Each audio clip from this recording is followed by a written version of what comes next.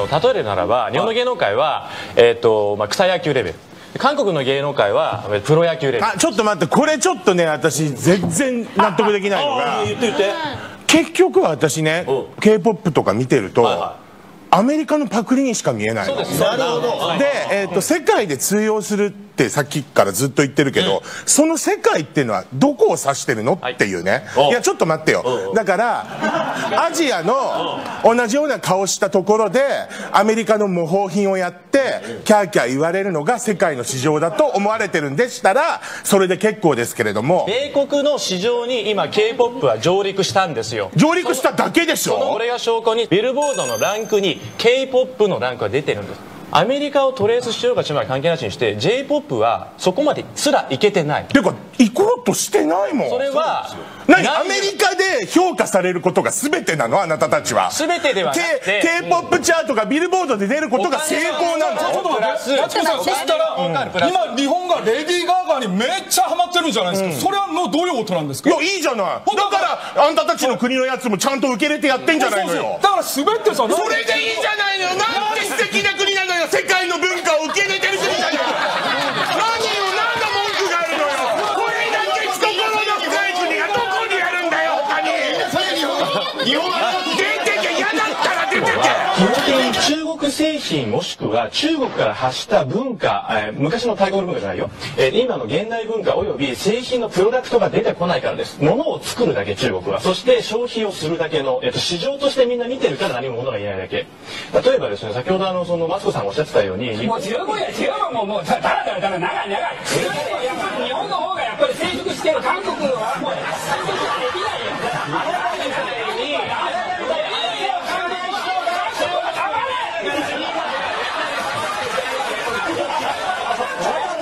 歴史の長さで言うならば、韓国も5000年の歴史なんですね。いつから5000になったの？歴史の勉強ちゃんとしないとダメ。今もう4300何十年目を迎えているので、歴史の長さで言えばそうなんだけど、映画のみならず、まあ総じて中国人はこう大げさ。そうだね。ちょっとこういや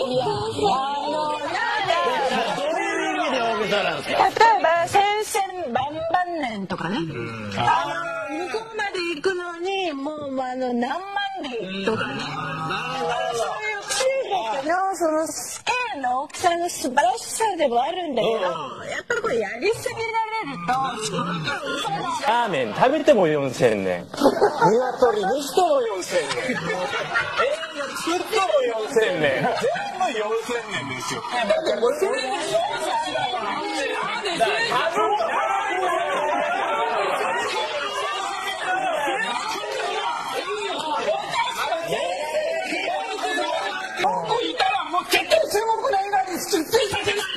いやもう聞いたことがなかった。私も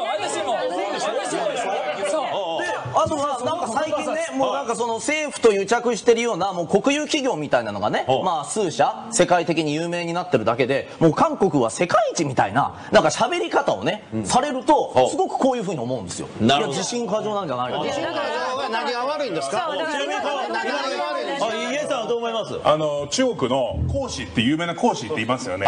某韓国の大学の教授が言ったんですけど、講師は韓国人になってるんですよ。これはもうね、漢字も単語の説明。私が歴史について言ってあげる。中国は4000年の歴史ですよ。違うよ、中国は先生でしょ。5000年だよ。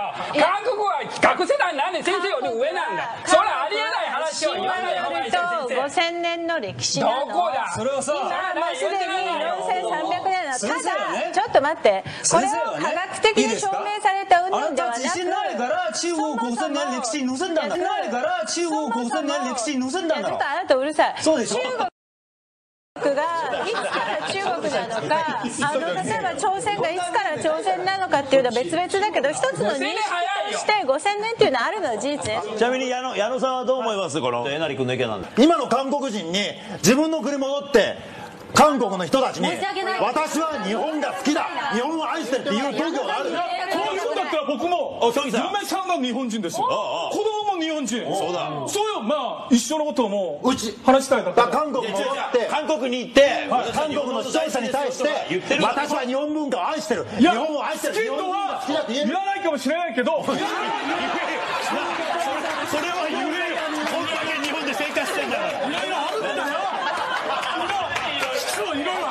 だって自分だけ堂々と言えるって言うの？そんな人によって違うの。反日の主張するんだったら日本で仕事する義務はない、資格はない。自分だけ中国で仕事する資格はない。矢野さんが言ったようにその日本では大好きですとか言いながら国に帰って悪口を、これは言語道断です。やっぱりそれ非難されて叱るべきだし、矢野さんも同様に非難されて叱るべき。なんで？で我要开始说日本的坏话。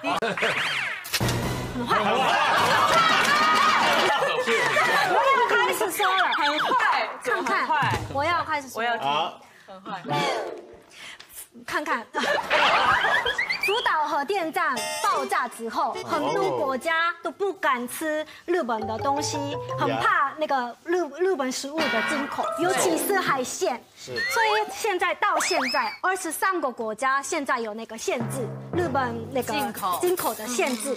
可是日本政府忽然跟 WTO 不是这里哦，世界贸易组织那个提起诉讼那个问题。可是很奇怪的是，只有对韩国提起诉讼，只有对韩国提起诉讼，结果呢，他们输了。WTO 也觉得啊，韩国政府的意见是有合理的，对。可是我一直想，为什么？然后我就是觉得一直想，为什么只有对韩国提起诉讼呢？我现在觉得，如果对23个国家提起诉讼的话，他们要跟23个国家要吵架，对，所以他们直接选韩国。哦，就 OK。我觉得这个太过分，还有这个不是政治跟经济的问题，这个是我们的安全的问题。是。为什么利用这个国家的关系？你们敢吃那个浦岛的海鲜吗？为什么你们不敢吃的海鲜我们要吃呢？